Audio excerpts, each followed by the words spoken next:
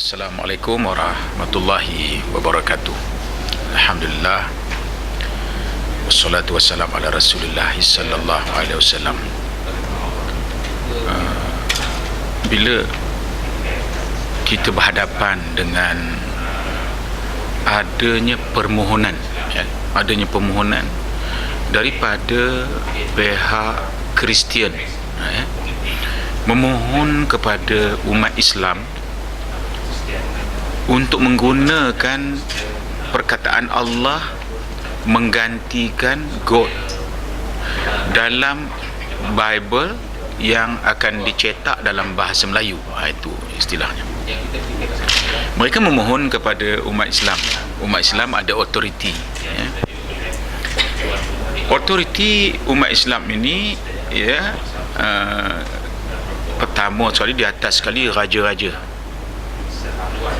Di bawah raja-raja itu teknikalnya digerakkan oleh apa yang disebutkan Majlis Fatwa Kebangsaan, iaitu mereka yang alim ulama, membuat keputusan berdasarkan betul-betul sahih, jelas, genuine daripada Islam punya dapatan atau autoriti. Baik, saya jelaskan. Allah yang diimani oleh umat Islam itu sebenarnya ianya asa, iaitu tunggal. Ianya tidak serupa dan sebanding dengan apa juga yang terdapat di dalam alam ni. Itu ialah Allah yang kita percaya. Dan permohonan untuk ini sebenarnya sudah pun berlaku di zaman Rasulullah sallallahu alaihi wasallam. Rasulullah sallallahu alaihi wasallam tak dapat nak menjawab sehingga kan turun wahyu daripada Allah Subhanahu wa taala. Wahyu itu berbunyi, qul, katakanlah wahai Muhammad. Allah minta Nabi Muhammad jawab. Katakanlah wahai Muhammad, Allahu Ahad. Allahu Ahad artinya Allah itu tunggal. Allah itu asa. Dia tidak berbilang-bilang Allah itu. Baik. Kalau kita tengok perkataan Allah, memilih perkataan Ahad. Allah tidak memilih perkataan Wahid. Dalam bahasa Arab, satu, Wahid. Ahad tu tunggal. Lepas tunggal takkan ada dua lagi. Sebab bila tunggal tu, itu adalah satu. Sebab itu diguna perkataan Ahad, bukan Wahid. Nak menunjukkan bahawa Allah yang lafzul jalalah yang diucapkan oleh orang Islam itu ialah Allah yang Maha Asa, Allah yang tunggal. Dia tidak berbilang-bilang. Jadi itu menjawab kepada permohonan orang ni nak menggunakan nama Allah. Allah ini ialah Allah yang asa. Itu menjawab. Kedua, Allahus Samad, artinya Allah tempat meminta. Ini menjawab soalan siapa? Kerana dari segi Nasrani, Kristian, kalau seseorang berdosa, dia boleh mengisytiharkan kesalahan dan dosanya kepada pihak gereja, padri. Dan padri mengambil catatan dosa-dosa tersebut, kemudian meletakkan harga kepada dosa-dosa tersebut, dan dijumlahkan dalam satu bentuk harga, kemudian dibayar wang tersebut, maka dia dianggap telah menyelesaikan dosa-dosa, dia dah diampunkan. Maka ini Allahus Samad, Allah tempat meminta, bermaksud agama Allah ini kalau nak meminta mesti terus kepada Allah. Kalau kita minta mohon ampun hanya Astaghfirullahalazim pada bila-bila masa lepas buat dosa, direct dengan Allah Subhanahu wa taala. Tak payah melalui sesiapa. Itu ayat ni datang nak menyatakan bahawa dengan Allah ni tak payah lalu sesiapa, terus mohon ampun. Ketiga, lam yalid wa lam yulad. Allah itu tidak beranak, Allah tu tak beranak, artinya Allah tu tak adalah anaknya. Ini menafikan Tuhan siapa ni? Walam yulad, artinya Allah tu tidak diperanakkan, dia tidak ada bapa. Maka sebarang Tuhan yang ada bapa dan ada anak, itu bukan Allah kita. Walam yakullahu kufuwan ahad, bermakna tidak ada sesuatu pun yang serupa dan sebanding dengan Allah Subhanahu Wa Taala. Ayat Al-Quran surah Ikhlas ini sudah menjawab segala persoalan. Baik, apabila orang Islam dipaksa bersetuju menerima perkataan Allah ini ganti God,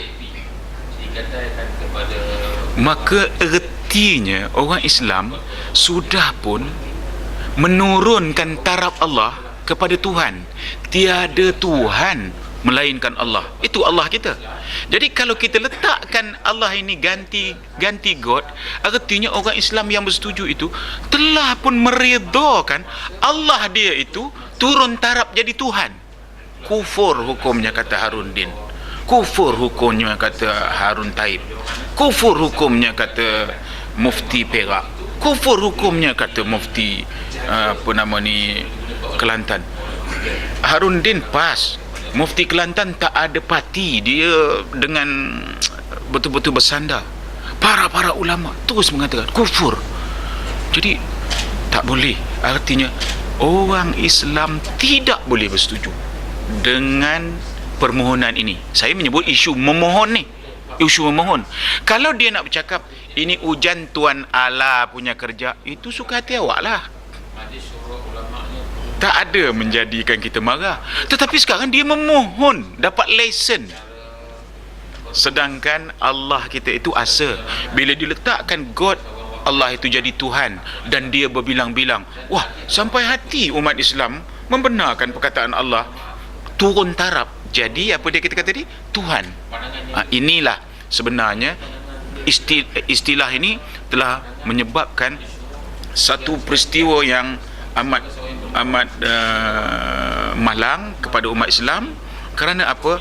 Dengan suatu permohonan ini saja mereka mampu untuk mengkufurkan semua umat Islam dalam Malaysia. Cuba yang siapa yang bertanggungjawab? Para mufti bertanggungjawab, raja bertanggungjawab, perlembagaan dah ada.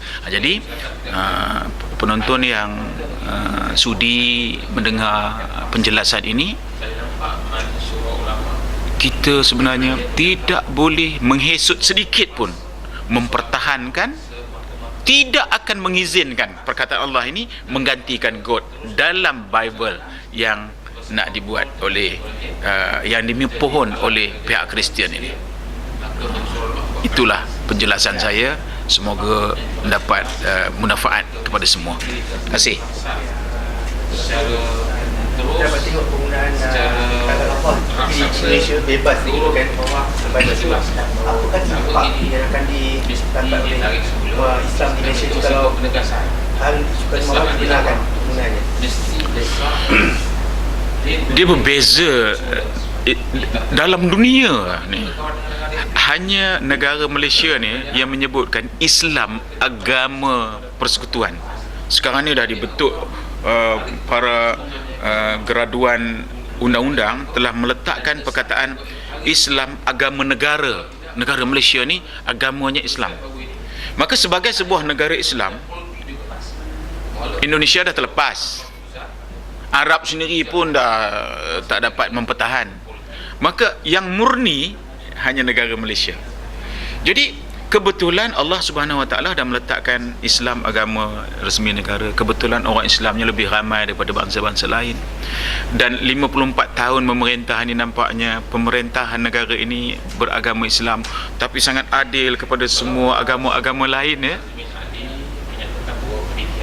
Sehingga kan apa yang dipegang oleh Barisan Nasional sekarang ini ialah suatu pegangan yang berdasarkan kepada surah Qul ya ayyuhal kafirun. Wahai Muhammad, cakap kepada orang-orang kafir itu, aku tidak sembah apa yang kau sembah, engkau tidak menyembah apa yang kami sembah.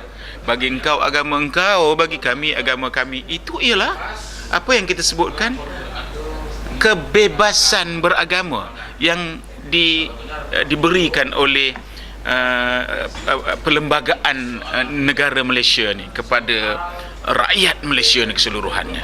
Jadi bagi awak agama awak, bagi kami agama kami. Jadi janganlah membuat sesuatu yang, sebab Nabi Muhammad sallallahu alaihi wasallam dulu pernah diajak, katanya minggu ini engkau datang ke gereja, minggu depan kami pula pergi ke masjid.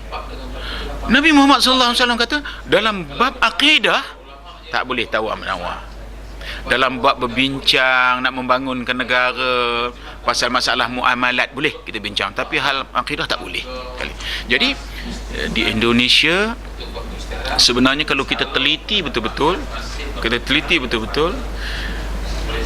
mereka menggunakan Allah.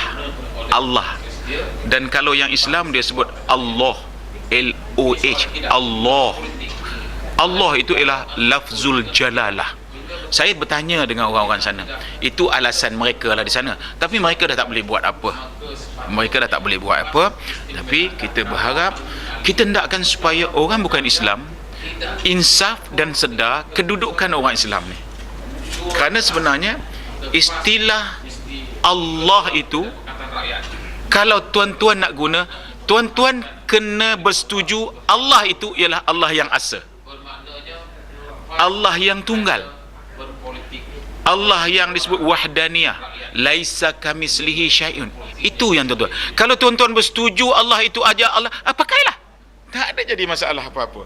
Masalahnya sekarang, tuan-tuan minta kami bersetuju pakai nama Allah, tapi tuan-tuan nak pakaikan Allah kami itu sebagai Allah yang ada anak dan Allah yang ada bapa. Maka kami kalau bersetuju, itu yang kita kata, kalau kami bersetuju, kami kufur. Insaflah kepada orang yang mohon, supaya jangan jadi kami terpaksa kufur kerana nak tolerance dengan apa yang memenuhi kehendak awak. Itu yang penting sekali. Bukan soalan